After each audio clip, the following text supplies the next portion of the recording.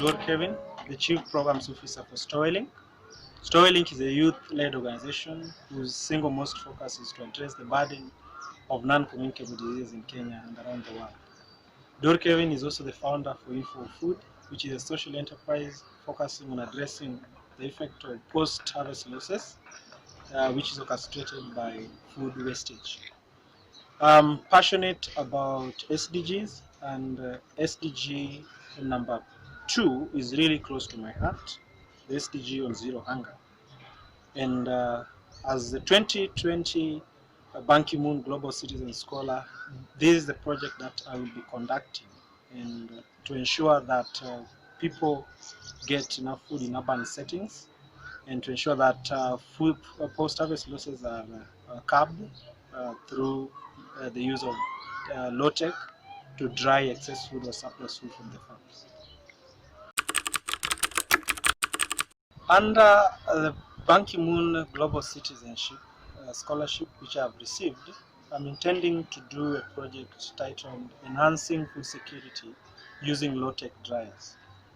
And this project is under my organization, which I founded, the social enterprise, which is Info Food. And in Info Food, we work with diverse teams, and the teams are drawn from public health experts and engineers. And these skills are needed because as Info Food, we do a lot of things concerning assembly of the dryers, agriculture, and also promoting agriculture in the urban setting. So that really prompted us to have a team in which we can really use to forge ahead, also to make this project work.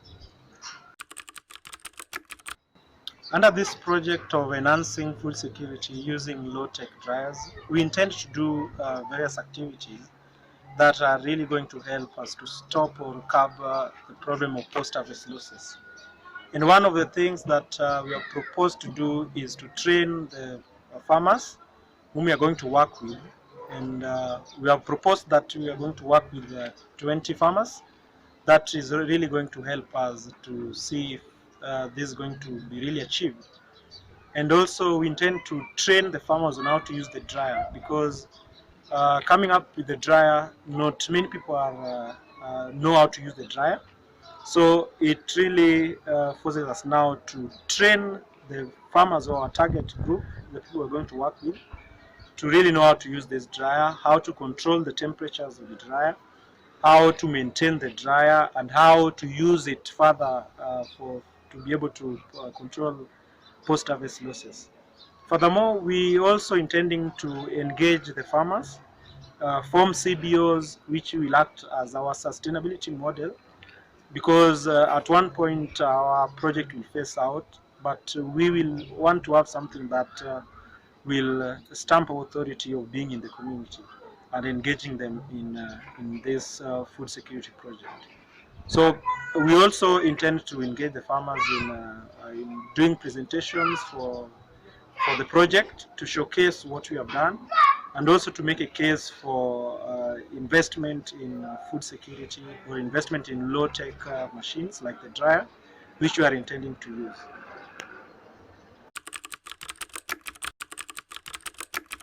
Maybe you'll want to ask yourself, why am I involved in things to do with food security? When I walk around my neighborhood, what I see is a deplorable condition because of the food wastage that I see, food that is being dumped in the neighborhood or in our surrounding. Really prompted me to think outside the box and see what could be done to really save the situation. And the reason why this is taking place is because when we have this food, we do not really preserve them. And this makes us to go, at the end of the year, some part of the food is wasted, some part of the food has already been consumed, and there's totally no food that is left, because a considerable part of the food goes to waste, and this would have been in the system. So I really find Info Food being a perfect antidote against post-harvest losses, because by using the dryers, we are really able to dry the excess or surplus farm produce. because we believe that if in any case a farmer is going to have surplus farm produce, then there's an urgent need for him or her to have a way of being able to preserve this food. In case it is excess, then there's also a need for the farmer to be able to preserve this food that can be used to, for consumption in another year, or there could be a food availability throughout the year. So this project really engages the farmers or the vendors, because we are in the urban setting, and these are the people who we are really targeting.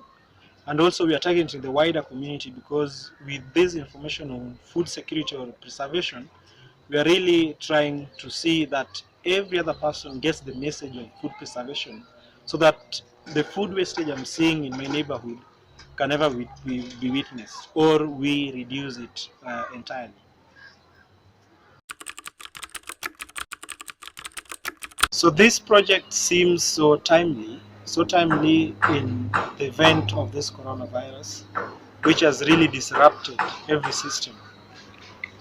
With this coronavirus, it's not food security or food insecurity is really increasing, because people are not really engaged so much in their farms, or people are locked down, movement is seized, and people cannot really do much in their farms. And this project comes at this critical time to really help people to really understand that the concept of preservation of food is really very important, because it will really help people to preserve the very little food that we have, and be able to find some food, or maybe preserve some food that can be used for consumed some other time. And with the dryers, it's really possible to mobilize and engage people, and teach them on how to use these dryers, because it's something that does not require high installation.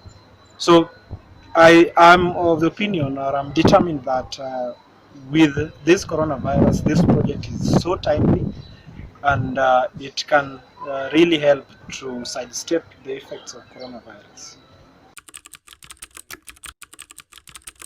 In our iteration during this project, or in our pilot studies, we tried to dry some of the foods, like vegetable, kales, and also some of the fruits like mangoes, which really proved that this concept of drying food using a dryer really works. And the dryer works in such a way that it evaporates the moisture from the foodstuff and leaves the foodstuff dry, because going to waste, or food becoming a waste, is really brought about by moisture content in it. And so if the moisture content is really expelled, then you find that the food remains so dry, and it can stay for some good amount of time, and that really makes food available for other days, other than the day you need to eat that food. So the drying concept is really working, because we are now faced with problems of electricity, power outage, and we find that the drying concept using the dryers is really applicable in all situations. And again, this project, we are using briquettes. So the briquettes are environmental friendly. They don't burn with soot. They have no health implications. So using briquettes which burn slowly, it's also even saving the farmer the costs of even using electricity or other form of fuel. So drying, it becomes a very important component for really curbing post-harvest losses. With this project, I intend to see a reduction, or significant reduction, in post-harvest losses. I intend to see that the statistics that are running out there, or the sobering statistics that are out there concerning post-harvest losses, are considerably reduced, so that there is food throughout the year. So in my little big way, I am really intending to see that communities around me are able to get their food throughout the year by drying the excess food or surplus farm produce that they get every year.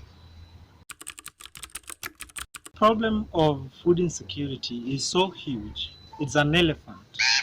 It can not only be left to government, it cannot only be left to organizations to be able to do this.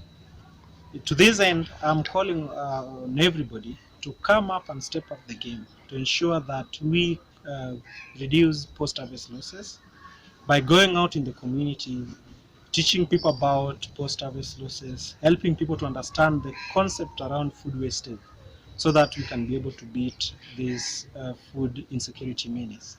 This is the decade of action, and so let us step up the game and do something. Thank you.